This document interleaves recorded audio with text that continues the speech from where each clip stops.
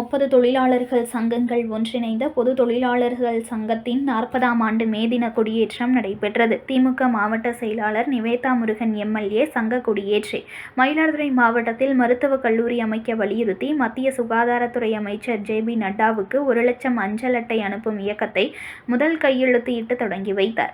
மயிலாடுதுறை மாவட்டத்தில் நாட்டுப்புற கலைஞர்கள் சங்கம், தற்காப்பு கல்லூரிகள் சங்கம், நரிக்குறவர்கள் சங்கம், கீற்று முடைவோர் சங்கம், கைவண்டி இழுப்போர் சங்கம், செருப்பு தைப்போர் சங்கம் உள்ளிட்ட 30க்கும் மேற்பட்ட சங்கங்கள் பொது தொழிலாளர் சங்கம் என்ற ஒரே சங்கத்தின் கீழ் இயங்கி வருகின்றன.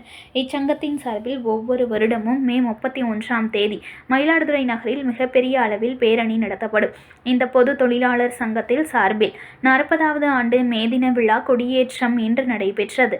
சங்க தலைவர் ஜெகவீர பாண்டியன் தலைமையில் நடைபெற்ற நிகழ்ச்சியில் திமுக மாவட்ட செயலாளரும் பூம்புகார் சட்டப்பேரவை உறுப்பினருமான நிவேதா முருகன் கலந்து கொண்டு சங்க கொடியை ஏற்றி வைத்து சிறப்புரையாற்றினார். தொடர்ந்து மயிலாடுதுறை மாவட்டத்தில் மருத்துவக் கல்லூரி அமைக்க வலியுறுத்தி மத்திய சுகாதாரத்துறை அமைச்சர் ஜே.பி. நட்டாவுக்கு 1 லட்சம் அஞ்சல் அட்டை அனுப்பும் இயக்கத்தை எம்எல்ஏ நிவேதா முருகன் முதல் கையெழுத்து இட்டு தொடங்கி வைத்தார். இதில் பல்வேறு சங்க நிர்வாகிகள் மற்றும் பொதுமக்கள் 100க்கும் மேற்பட்டோர் கலந்து கொண்டனர்.